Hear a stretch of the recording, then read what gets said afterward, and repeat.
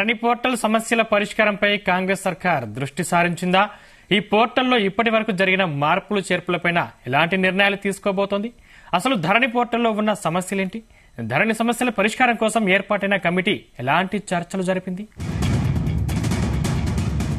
తెలంగాణలో ఎన్నికలకు ముందు బీఆర్ఎస్ కాంగ్రెస్ మధ్య ప్రధాన ప్రచారాస్త్రంగా మారింది ధరణి. తాము అధికారంలోకి వస్తే ధరణి పోర్టల్ మార్చేస్తామంటూ కాంగ్రెస్ అప్పట్లో పదే చెప్పింది. ధరణి పోతే దళారుల రాజ్యమేనంటూ అప్పటి అధికార బీఆర్ఎస్ ప్రచారం చేసింది. అయితే కాంగ్రెస్ అధికారంలోకి రావడంతో ధరణి ప్రక్షాళనపై దూకుడు పెంచింది.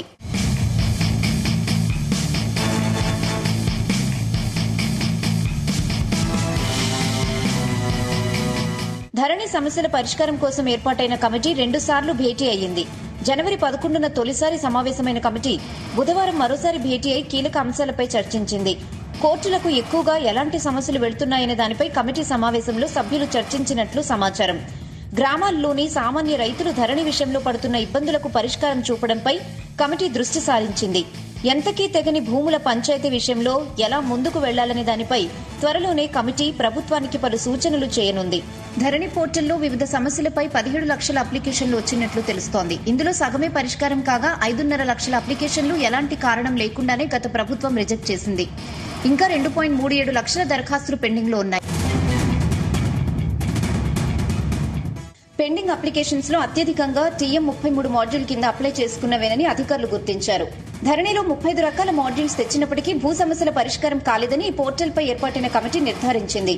సీసీఎల్ఏ నవీన్ మిట్టల్ అధ్యక్షతన సమావేశమైన కమిటీ ధరణి పోర్టల్లోని సమస్యలు, పోర్టల్ రీకన్స్ట్రక్షన్ పై చర్చించింది. కమిటీ మొదటి సమావేశంలో చర్చించిన మేరకు ధరణిలో ఏ మాడ్యూల్ కింద ఎన్ని అప్లికేషన్స్ వచ్చాయి, ఎన్ని రిజెక్ట్ అయ్యాయి, అసలు ధరణి పనితీరు ఎలా ఉందనే దానిపై Naveen Mittal power point presentation ద్వారా సభ్యులకు వివరించారు. The Telangana rights in land and Pattadar passbook act 2020లో పేర్కొన్న హక్కుల గురించి కూడా సమావేశంలో చర్చించారు.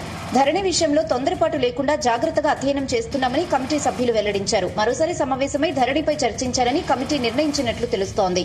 సమగ్ర అధ్యయనం తర్వాత రేవంత్ రెడ్డి ప్రభుత్వానికి పలు సూచనలు చేస్తూ నివేదిక పంపనుంది. ఈ నివేదిక ఆధారంగా కాంగ్రెస్ సర్కార్ చర్యలకు సిద్దమవుతోంది.